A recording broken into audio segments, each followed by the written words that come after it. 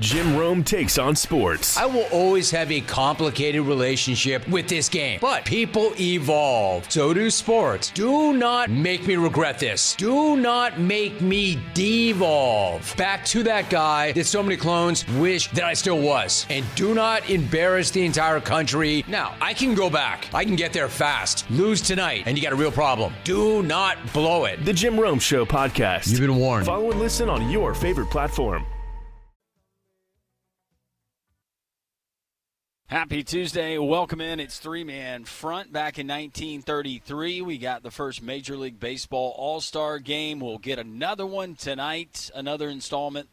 The city of brotherly love, Philadelphia, Citizens Bank Ballpark, National League, me and Pat's league, versus the hated American League, Conrad and Molly's league. Yeah. Happy Tuesday, guys. That's the junior circuit. We're members of the senior circuit. That's exactly because we were the first ones. That's right. We've brought y'all many great things, like the designated hitter. You did bring us the DH. And free agency. And free agency. And the short portion, right. Yeah, don't forget about that. Dang. Free agency. Dang. What a night last night in Philadelphia. You wanted drama? You got drama. That was great. It was great. It was great to see the first time ever a St. Louis Cardinal, my team, win the home run derby. I was fired up exactly 0 for last night's home run derby, but I want to see what it looked like on Netflix. And it turns out we got a really, really compelling TV. That was good. It was really good. Yeah, if you're an executive at Netflix, you're very happy. You're Major League Baseball, you're happy because you were able to maintain an audience because it went down to the final swing. It was very cool. Well, and for it to happen there in Philadelphia with all the Philadelphia fans, and then you had the drama, and then they're cheering against Jordan Walker. That was really cool. And, man, he stepped up. He did. His final 6 swings to win the home run derby last night against the hometown favorite, Schwarber. His longest home run of the night for Jordan Walker was 470 feet. His hardest hit ball was 115 miles per hour. Exit velo, 5th youngest to win the home run derby. 24 years old, 52 days. Yeah, he looked like he was in the zone last night. He's just so calm, and I know that they were remarking about it on the broadcast. But that guy, he is a Braves killer. He's a guy that I don't like to see in the outfield because he can make plays there, but at the plate. But last night he was a cool customer. He is from Stone Mountain, Georgia. Went to Decatur High School. He played East Cobb travel baseball, and his dad graduated from MIT. He's an engineer. I mean, what a great family. His mom graduated from Harvard. Yeah. Oh. So they've got it all taken care of. Yeah, matter of fact, his mom's got multiple degrees from Harvard. It has nothing to do with where they were educated. Just seeing them interacting there in the stands and rooting him on, and then after the game, just seemed like really sweet people. Yeah, the cool part, because obviously I've been following his path. He has been up and down. This year it's kind of all come together. But if you go back 1 year ago, he was at AA Springfield because he was on rehab assignment. He had appendicitis. And so he goes to Springfield to get his swing back because he was not having a very good year. Then he had the appendectomy, that he went back down. He was hitting .210 for the Cardinals last year. He had 3 home runs, and he had a 33% strikeout rate. Wow. He goes down to the minors. He works on his swing and things during the offseason, and now he leads the National League in RBIs, and he wins the home run derby last night. So quite a roller coaster, Conrad, going from 1 year ago, you're in Springfield, Missouri, trying to figure your swing out, and last night, in front of millions of people, you hit 6 consecutive home runs to win the home run derby. Yeah, it's a heck of a 12 months for him, and as you said, one of the breakout stars in Major League Baseball this year. But I go back to what Landrum said, because I even texted you during the first round when he was up there and he hit the 13 home runs. He didn't even look like he was trying. It's like he's just poking the bat out there and just so calm, and the way that he went about it was really, really impressive. And then at the end, to know that you're going up against Kyle Schwarber, the entire stadium wants Kyle Schwarber to win. They're booing you every time you don't hit a home run.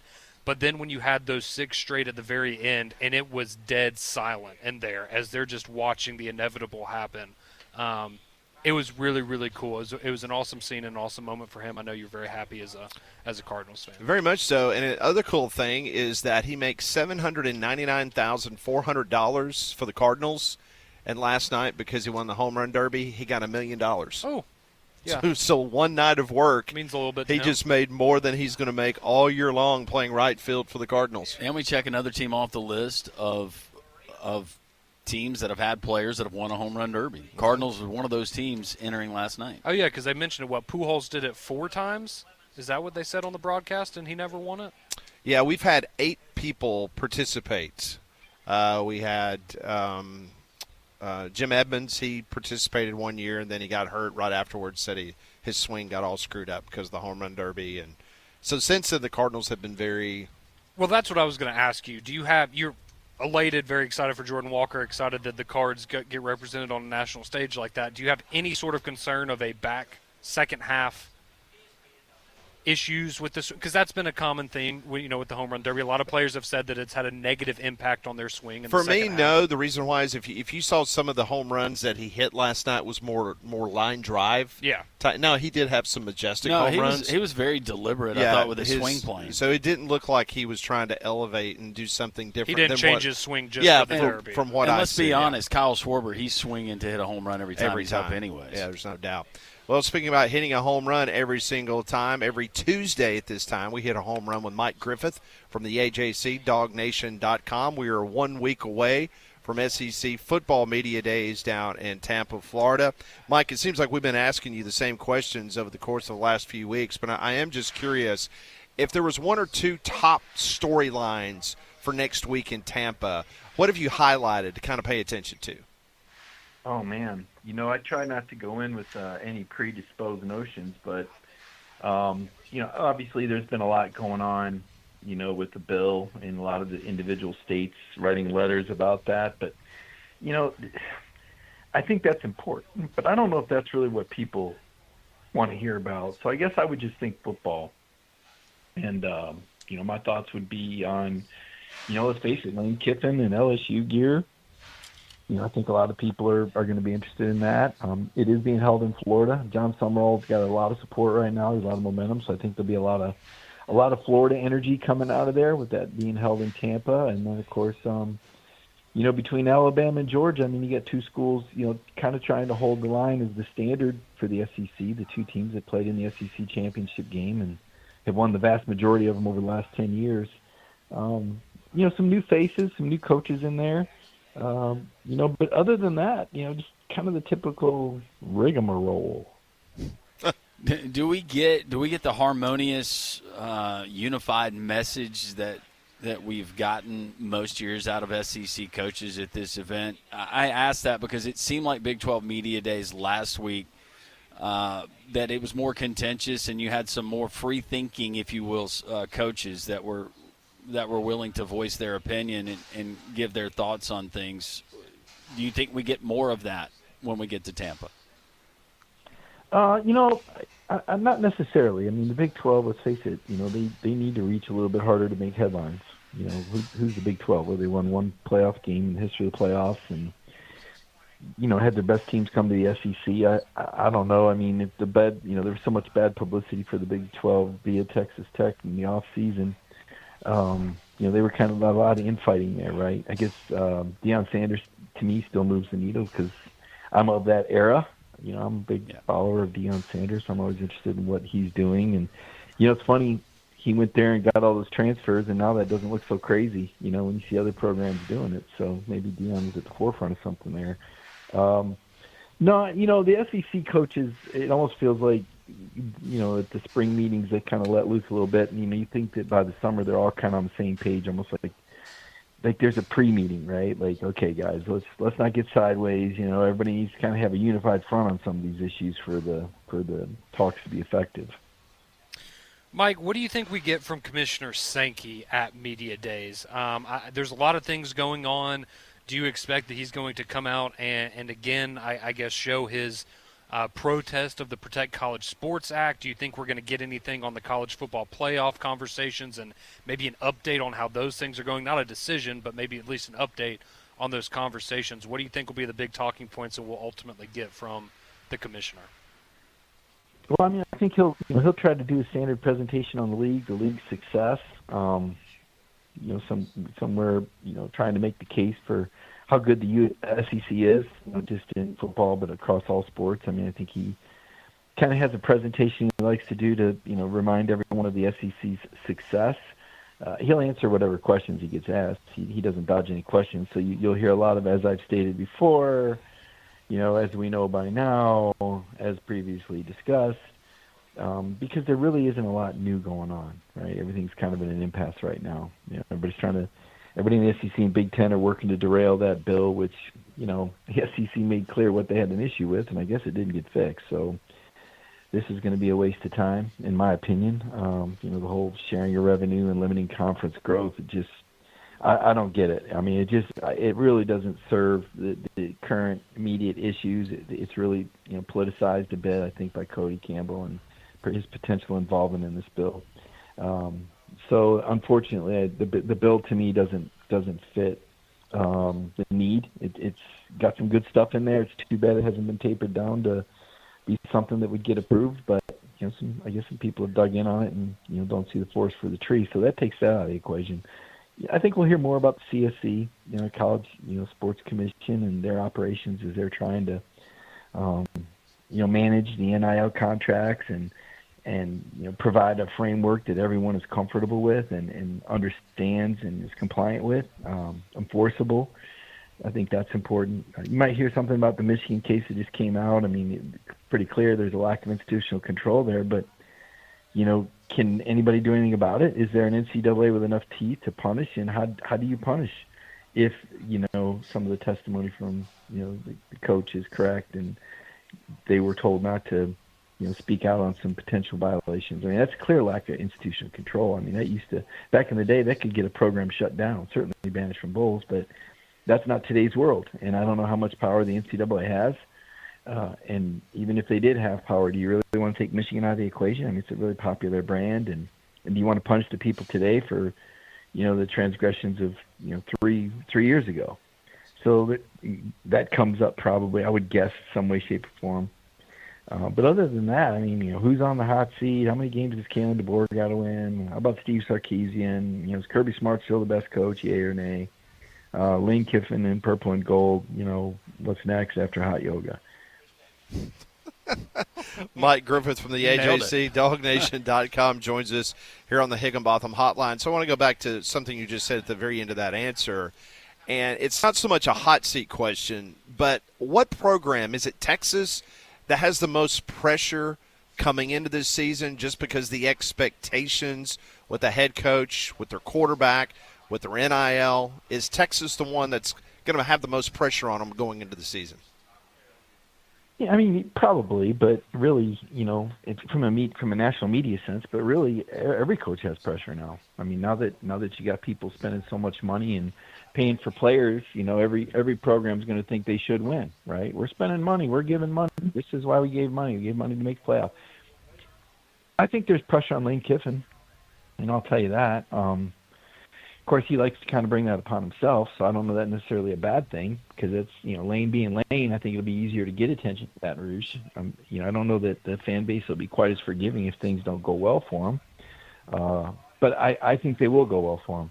I do. I think LSU's loaded, and, from everything I've seen and heard and read, pretty decent offseason for the Tigers. I'll be honest, I kind of miss the East and West division right now, right? Like when they got rid of it, they're like, oh, yeah, now it's just going to be the best. But part of me is like, boy, that'd be interesting if it was back to East and West again.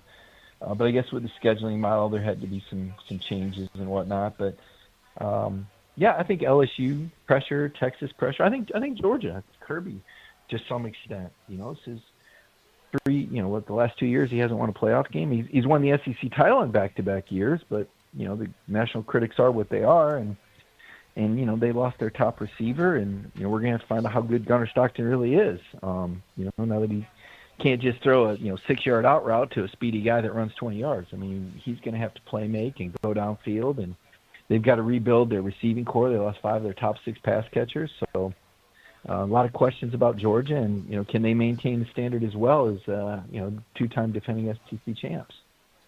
How much are you buying Oklahoma? A lot of talk about Venables and the Sooners getting back to the college football playoff. Yeah, I'm bought in. I look at Georgia's schedule, and their SEC home opener is against Oklahoma. That's a losable game, and look, I think Brent Venables is a really good football coach.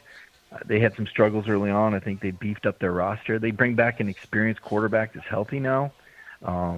I think Jim Nagy, the guy from Senior Bowl, former executive director, I think he's made a difference as a general manager. So I absolutely think Oklahoma is the real deal. I expect that Georgia-Oklahoma game to go deep into the fourth quarter and could go either way. Mike, how much time, and not saying that, he would be fired this year or anything like that, but how much time do you think Josh Heupel has bought himself at Tennessee? Because I feel like a year ago we brought up the idea of Brian Kelly and LSU, and maybe there being some frustrations there, and it might have seemed a little far-fetched ahead of the season, but we saw how it went. If Tennessee, I know they made the playoff a couple of years ago, but didn't meet expectations last year, a lot of question marks this year. How much time do you think they're going to give him to potentially get back to a playoff? Is that a coach that could be on a hot seat if Tennessee has another disappointing season? Yeah, it's interesting. What is this, year 5 for Josh? So he's been at Tennessee as long as Beamer's been at South Carolina, right? I think it's year 5. Is that right? Does that sound right? Or that is sounds year right. 6? Yeah. Let's see, 21, 20, 6. I think this is year 6, actually. Yeah, I mean, this is, I think so. I think it's something that gets looked at.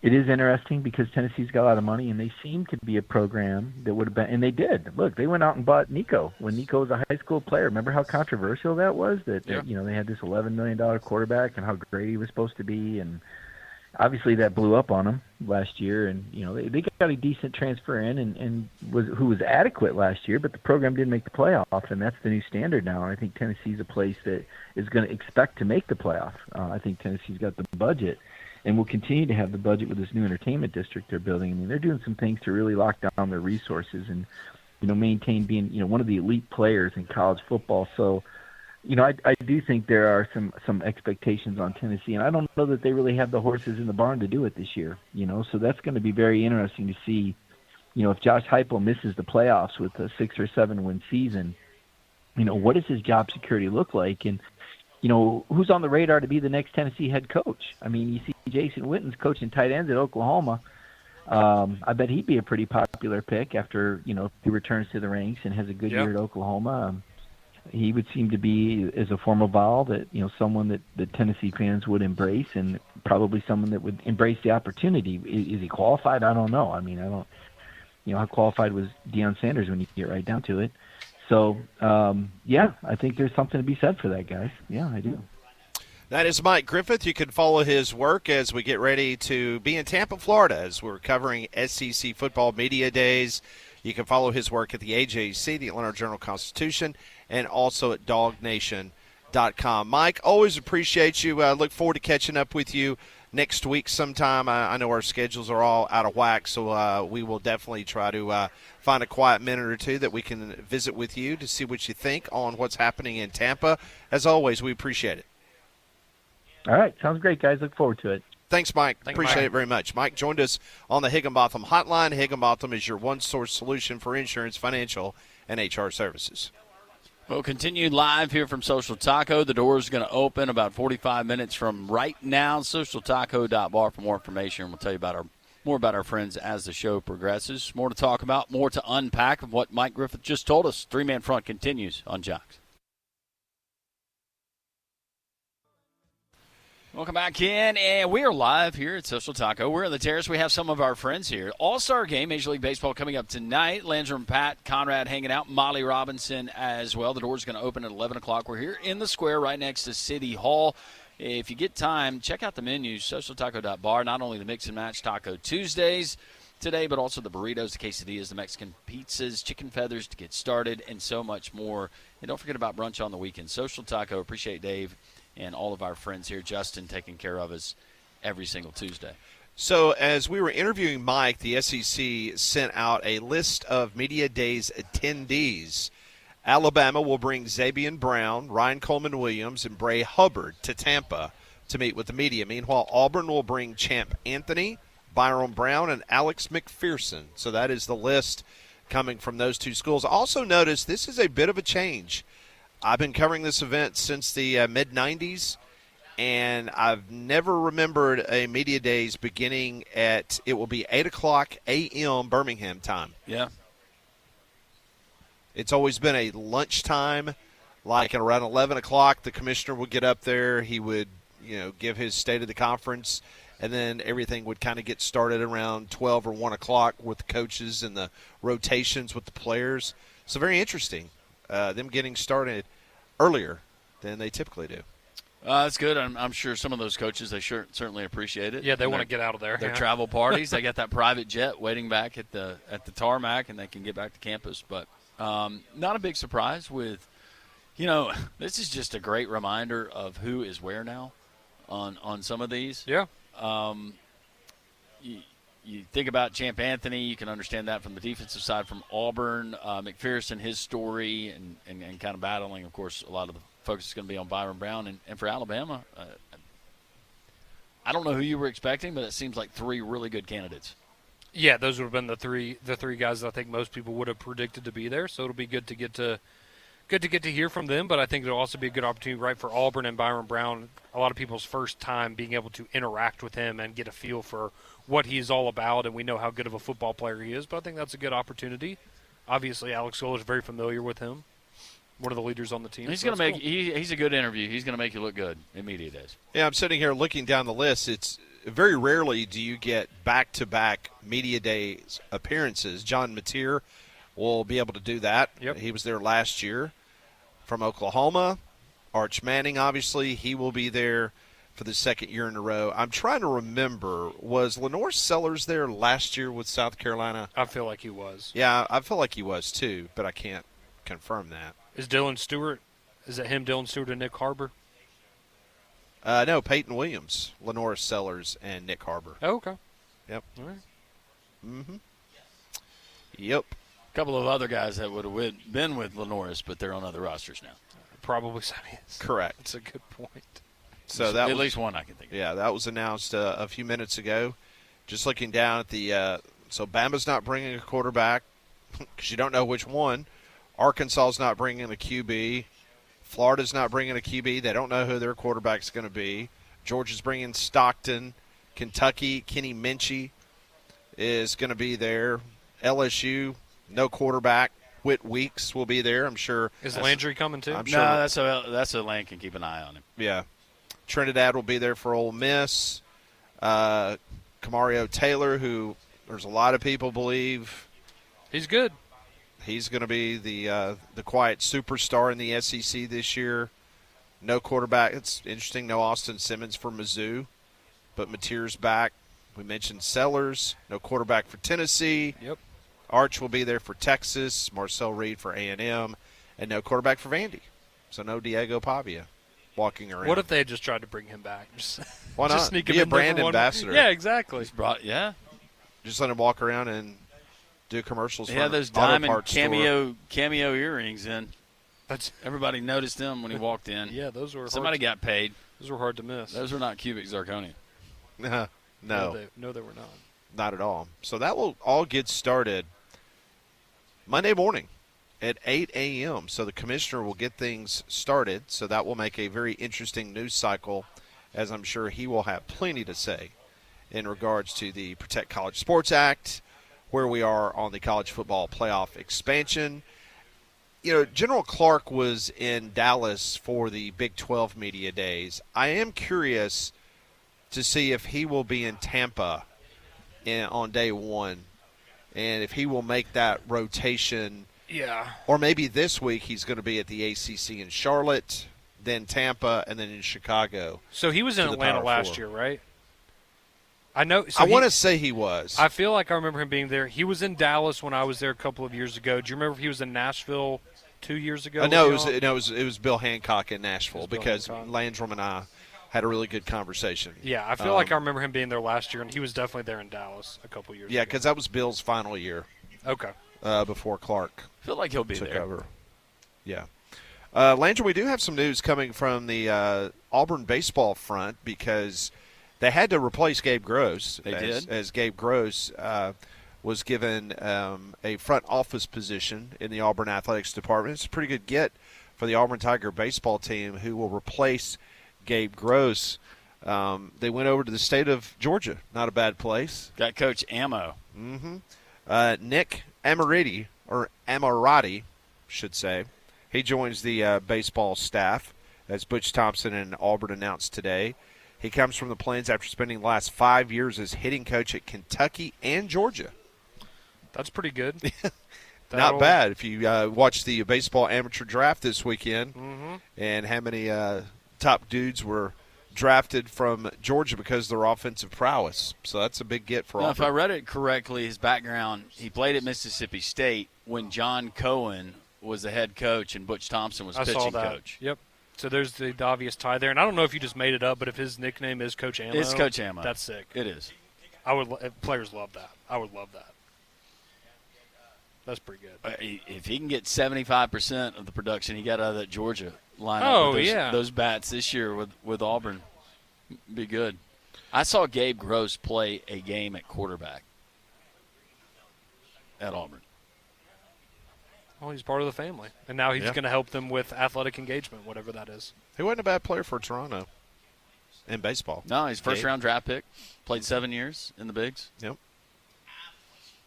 But so Coach Ammo. Coach Ammo's 2 years in Athens, the Bulldogs led the country and set program records in home runs on both occasions, tallying 144 homers in 2025 before upping that number this year at 179. Woo. Coach Ammo just got paid. Yeah. Yeah, he probably did. Coach Ammo just got paid. And with that kind of a track record, yeah, rightfully so. No doubt about it. All right, we are moments away from the doors officially opening. I know it looks a little gray outside, but always have a fun time here up on the Taco Terrace. It feels fantastic outside. So you need to come on by and see us as the doors officially open at 11. It's fitting. It's very open championship-like weather we're experiencing here. Very much so. Absolutely. And speaking of that, coming up on the show, put on my Lacoste V-neck sweater. Right out of the gate, we talked to Mike Griffith. We will go to the British Isles. We will go about 20 miles north of Liverpool. That is the site of the British Open, or the the Open Championship. I like the way you say that. Say it again. What, 10 miles from Liverpool? Liverpool. Liverpool? Liverpool. That's not a country. Liverpool. Doug Bell will join the show at 11:30. Sean Fox from down in Ruston, Louisiana. We'll talk to him about what's going on with LSU. Dimitri Ravanos at 1 o'clock. So we're off and running on this Tuesday here on Jocks. 10:34. We continue. We're live here at Social Taco. Come and join us. The doors officially open at 11. We have some of our friends already with us, but socialtaco.bar for more information. Well, the Alabama heat and humidity can be brutal, but don't let it affect your home and family. Keep them comfortable with an affordable Trane cooling system. They're recognized as America's most trusted brand for 12 consecutive years, so you can always rely on a Trane. So go and find a comfort specialist near you at Trane.com. You know, it's pretty cool today being the All-Star game. It's kind of organic, and I guess we should have said something yesterday. Most of the time, the three of us and Molly will wear Major League Baseball stuff during the baseball season, but you had Larry from Homewood. He's wearing a Chicago White Sox pullover. Don's wearing an old Ryan Sandberg Cubs jersey. That's the one that I could have worn. Yep. You got a Yankees cap on. I got a Cardinals cap on. Landrum's got his Braves shirt on. Got a Braves golf shirt on. Yeah. So well represented. Pretty cool here on All-Star Tuesday. Too much NL flavor, though. I'm outnumbered right now. Are you? It's an NL It's City. just me and Larry. It's an NL City, pal. Yeah. Until Nashville gets a team. That's right. Until Nashville gets a team. Just think, back in the day, you'd be fighting for home field advantage for the Dodgers. That's but now we play for nothing. Bragging rights. Touche.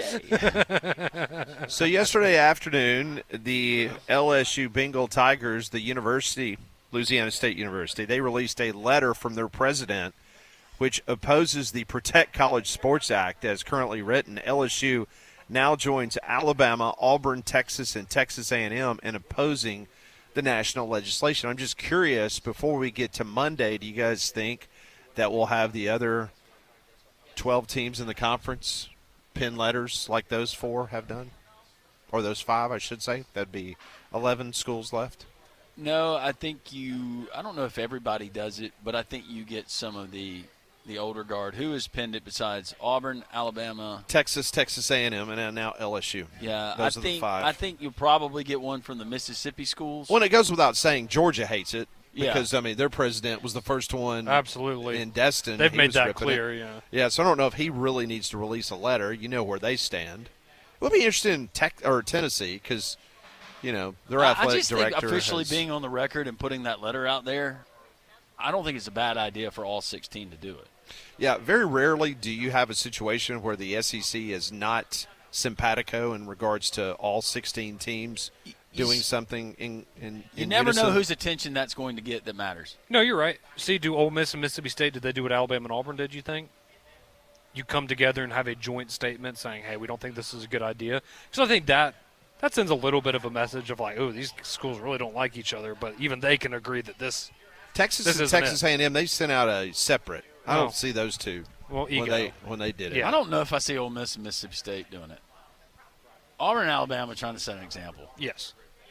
As we should. Because if those two can come together, That's what I'm saying. then everybody else can come together. Yeah. I mean, besides playing a quarterback that you know is a habitual gambler, what are you going to turn somebody in for these days?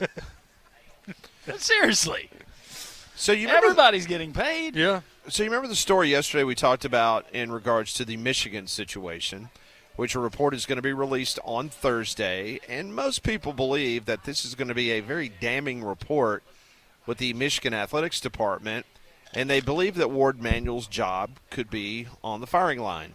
Well, Ward Manuel gave one interview to Yahoo. He gave another interview yesterday where he said that him and the president of Michigan, they had great conversations about the future, and you know he's pretty much tired of being fired in the social media world. Says everyone in the social media says I'm going to be fired, and he continues to talk about what great conversations he's had with the president about the future of Michigan. I'm sorry. I'm not trying to play judge, jury, and executioner here, but based on during his tenure, the things that have transpired on his watch, I don't know how he walks around with a straight face. Well, according to him, people are leaking information to make him look bad. Well, just But his job is safe. but the fact that we're even having conversations about it. Yeah. I mean, go down swinging, I guess, and then on Thursday when the investigation comes out, go, oh, yeah, you got me. Yeah, I knew all that stuff. We do have the World Cup coming up the next couple of days. And I know we talked about it a little bit yesterday, how the luster's kind of come off in regards to the U.S. not being involved. Now there's a story out that England's World Cup run is now creating a scheduling headache for the Open at Royal Birkdale. Organizers are prepared to make changes if the country reaches the finals to avoid a mass exodus. Could you imagine the number of people that will not be Nobody at will the be Open there. golf tournament, that they'll be in their local pub? You know how many golfers are going to be distracted if England's playing? Yeah.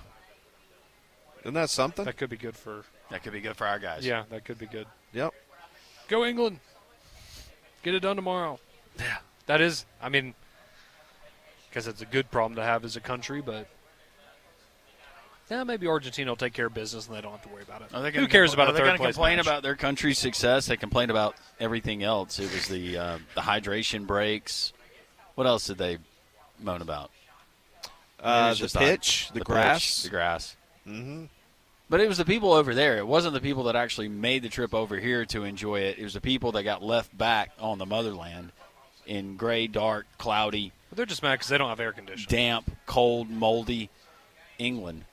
So the two things that I noticed on social media, and there was a lot of great things that people would talk about this country in regards to, the media in Europe, they portrayed the United States one way. I get over here, the people were great. Yeah. Had a wonderful time, so forth and so on.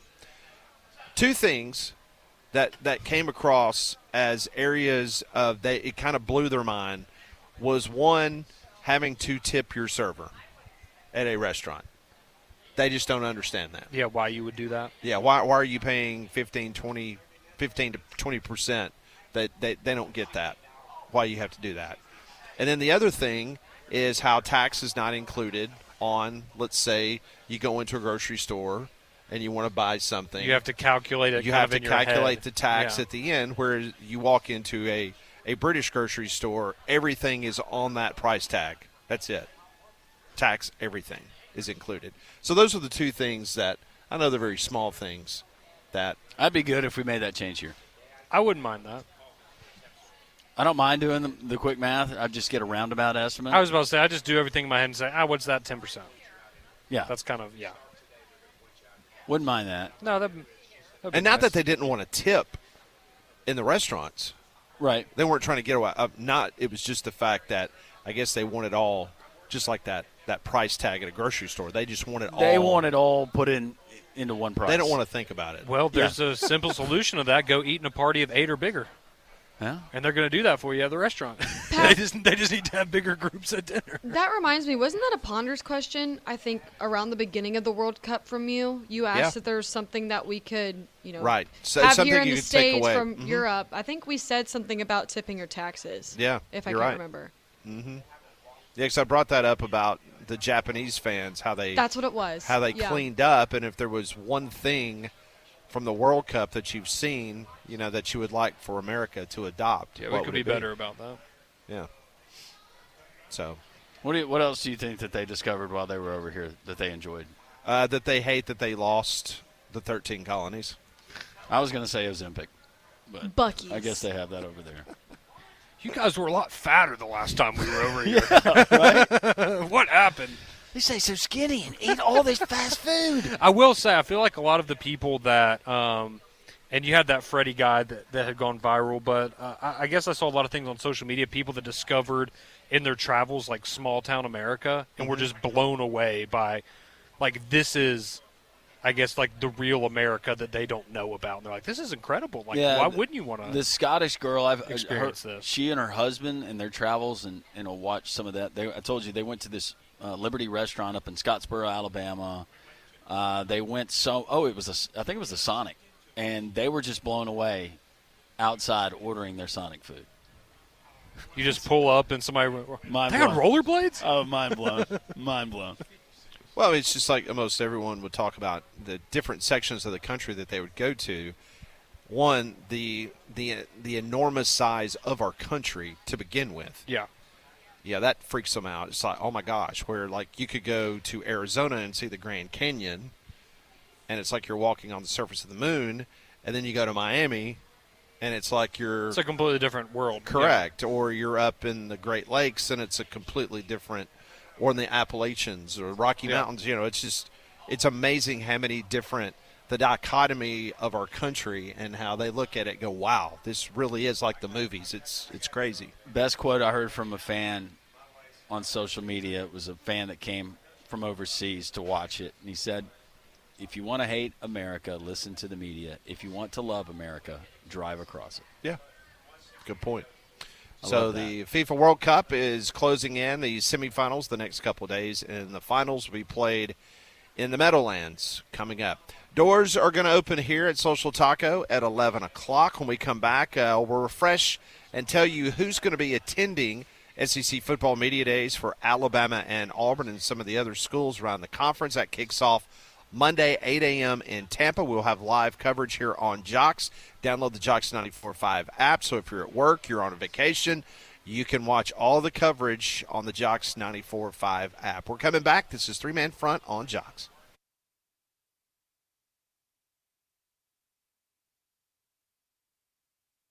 It is 10:49. Doors officially open in about 11 minutes here at Social Taco. Nice crowd already swelling here on top of the Taco Terrace. You too can be part of the fun as we're live here until 2 o'clock. Want to deal with somebody that you can trust? I got just a company when it comes to your roofing.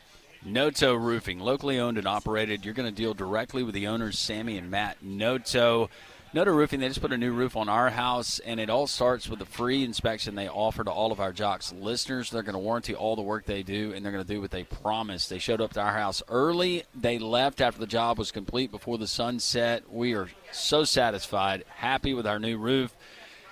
We had water that was coming in through the attic. We learned that through the inspection. Unbeknownst to us, it could have become a really big deal. This is why it's just so important. Your home is your biggest investment. Just have that peace of mind to know that you're taken care of. Noto Roofing is offering that to you. No obligation, no fine print. It's a free inspection. It's that simple. 205-848-2299 or go to Noto, N-O-T-O. That's N-O-T-O, roofing.com. When Sammy answers the phone, tell him Landrum from Jock sent you. So how about this? Former Auburn gymnast Suni Lee, she has announced this morning that she is going to make a run at a third Olympics. The American gymnastics star announced she is returning to the sport on Tuesday, about 2 years out from the L.A. Games. If you remember, she has been well decorated in the Olympics herself. She's gotten 2 gold medals, 1 silver, and 3 bronze. So 6-time medalist in the Olympics, not to mention the fact that she has a world championship, an NCAA championship when she was at Auburn. So a very well-decorated member of the U.S. Olympic team. She's announced today that she is going to give it a go. That doesn't mean that she's going to make the team. She still has to go through all the qualifying.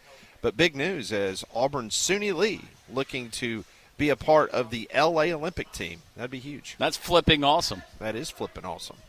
Could you pronounce her middle name there? You just had her on her, or we. No. Would it be Popson Powell? Yeah. I think you just hit it. You just say it really fast. That was good. And not loud. Yeah. In case it's wrong. Yes. You just offended her family. We'll stick with Suni Lee. Yeah. Suni Lee. Yeah. That's catchy. We'll stick with that one. Yeah. Good for her. Yep. So that would be How old a is she? big boost. How old is she? Sorry, I keep asking by. 23. 23? Questions. She's 23. Pat's going off the page, and I keep asking him questions. He's having to go back. What are you talking about? I knew that off the top of my head. Yeah, I know. See, that's why you need baseball. Yes. You're breaking down the bios of maybe our gymnasts that are going to compete. So if you're just now tuning in, SEC announced this morning who will be attending SEC Football Media Days in Tampa. Only 9 of the 16 SEC teams are bringing their quarterbacks. Auburn, Georgia, Kentucky, Ole Miss, Mississippi State, Oklahoma, South Carolina, Texas, and Texas A&M will bring their starting signal callers. Alabama will bring DB Zabian Brown, wide receiver Ryan Coleman Williams, and Bray Hubbard, defensive back. Will you wear your Bray Hubbard jersey next week? Every day. Every day? Every day. Okay.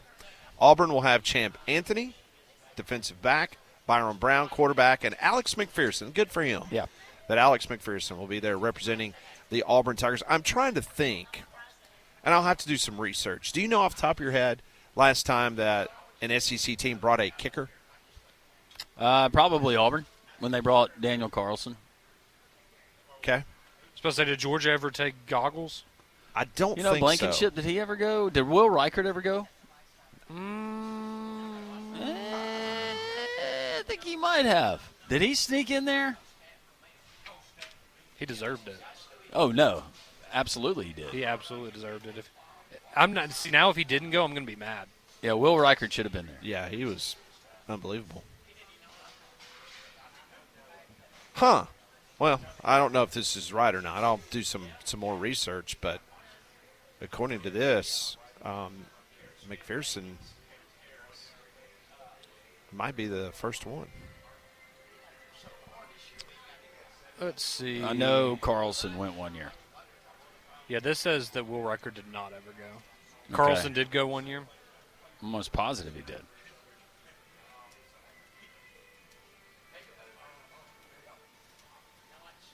Yeah. It's hard to remember it all. Yeah, Goes. 2017. Okay. Is that when he did? It was Daniel Carlson. Oh, yep. There it is. See, I don't know if Rodrigo Blankenship AI. ever did it. who needs AI when you have Landrum? There you go, Blankenship. I'm just trying to think of prominent. Those are the ones that would. I mean, I've covered almost Come to all of mind. them since '93, and I just couldn't remember off the top of my head any of them. Doesn't happen often. No. But And somebody that absolutely deserves it in McPherson. Yeah, and it's you'll hear us talk about it, but it's never forget being in the medical forum building where you'd walk in and players would come and they'd pull up a chair and you'd sit in a little semicircle like you're in Sunday school class.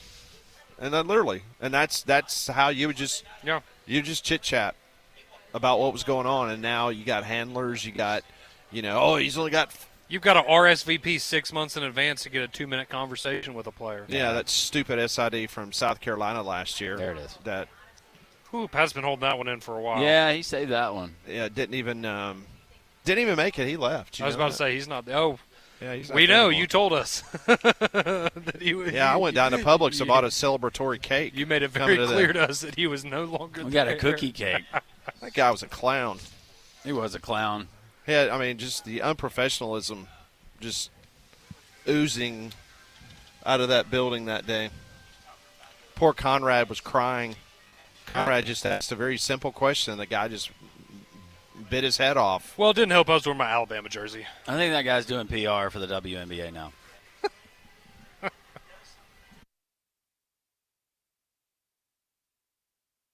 The United States Soccer Federation presents the U.S. Soccer Podcast. I'm your host, Megan Klingerberg. One thing I promised you is an all-access pass that you wouldn't get on any other show. And we found out that whoever comes on scores a goal. Burhope, Freeman, Trusty. U.S. Soccer Podcast magic is real, people. We still got plenty of coverage all throughout this World Cup. Okay, let's get into it. The U.S. Soccer Podcast, presented by Henco. Follow and listen on your favorite platform. Hey, I'm Chris Van Vliet. Go behind the scenes and beyond the headlines with the biggest names in pro wrestling and beyond. Jeff Jarrett, great to see you. In this business, the story behind the scenes, so much more entertaining than what you see on camera. Ladies and gentlemen, my name is Paul Heyman. Mr. Heyman, you are a master at the little things. That's how you turn good into great. What does it take to achieve greatness? Whatever it takes, I'm willing to do. That's an Emmy-winning performance. How about it? Insight with Chris Van Vliet. Follow and listen on your favorite platform.